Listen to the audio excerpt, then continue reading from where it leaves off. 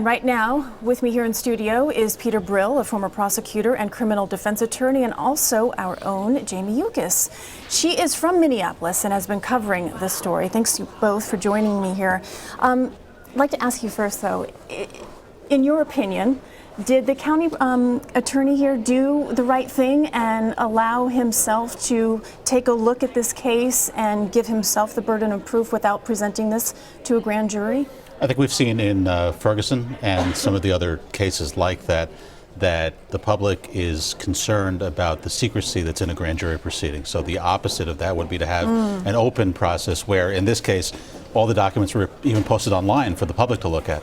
And the problem with that, of course, is now you're leaving that decision in the hands of one person instead of a jury from the community. Now, you may not know what they're thinking or what they're talking about, but that's between 16 and 24 people who can look at all of that evidence, and you can say, well, at least there were people who were from where we're from making that decision. So you have that trade-off between the district attorney. Were you personally surprised, though? Was I personally surprised that the DA made his own decision? Yeah.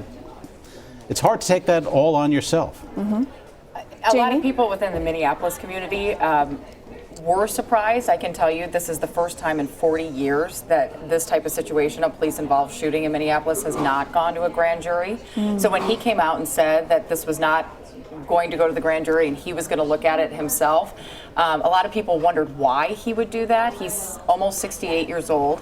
He's someone, there's not a lot of political motivation, which sometimes, you know, in a case like this, you would think maybe he would take it because he wants to run for further office. That doesn't seem to be the case here.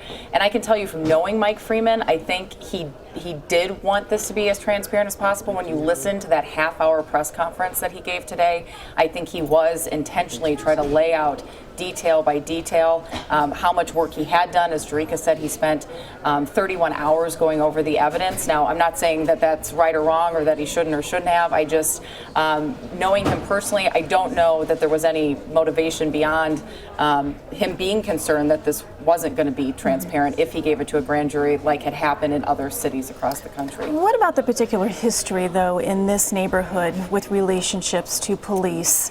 I mean, it's not good. Yeah. Talk a little bit about that and how that impacted this case. Yeah, I have to tell you, you know, there are $9 million in police misconduct cases that are happening against the Minneapolis Police Department.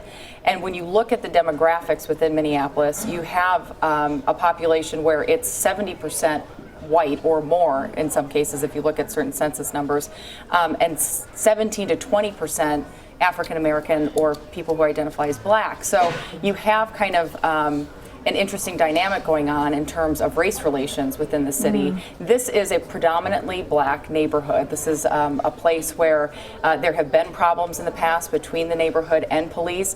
And as you heard with the NAACP president earlier today, Nikema Levy-Pounds, the relationship has been very bad, notoriously, and they believe it's because, you know, they've really that there's racism within the department. I mean, people will talk about that. The police chief has tried to be very transparent herself and has even kept, I know, these officers on desk duty, whereas the police union has wanted them to come back and be in the field because they have more than 10 years experience, both of them. And she's saying, no, you know, with the situation between the neighborhood and the police department in the past, we're not going to do anything until that internal investigation and the federal investigation is back. Well, Peter, I mean, in the evidence in this particular case, is it as cut and dry as Freeman says it is from what you've been able to see? Well, assuming that the officers are telling the truth, which is always an assumption. Now, obviously, the vast majority of police officers are dedicated to their jobs. So just if we're assuming the officers are telling the truth, we have an officer on the ground with a holstered gun that is the suspect is going after that holstered gun. And that officer says to his partner, shoot this guy, he's about to get my gun. So he's concerned either about his partner getting shot, he's concerned about himself getting shot. I think that's a pretty cut and dry case. But there are, you know, some conflicting eyewitness accounts about whether or not Clark was, you know, handcuffed, how much the details, you know, from the two officers and that sort of thing. The incident, it's very dark, as you can see here in this video, and it's just not real clear. You just have to wonder if maybe the better judgment was to take this to a grand jury and not just have one person decide this case, which could have a major impact on a very sensitive situation. Well, that was the choice they made. It's a political choice, obviously, to say, hey, I'm the decision maker here. I'm going to have all of the facts out in front of the public, and I'm going to make that tough call, which obviously he did. He sure did. Now, the Department of Justice is conducting its own separate investigation, as Jamie just mentioned. So is there a case to possibly bring federal charges in something like this? I think the federal authorities have to make a determination about whether this the deceased man's civil rights were violated. That is, the police acted in a way that violated his federal rights, and it's going to be highly unlikely in a situation like this, especially if the local authorities couldn't even make a determination based upon the witness accounts about whether there was enough evidence to go forward. All right, Peter Brill and Jamie Yuccas will continue to keep our eye on the situation there tonight as demonstrators continue to voice their opinions and concerns. So appreciate both of you joining us and your insight.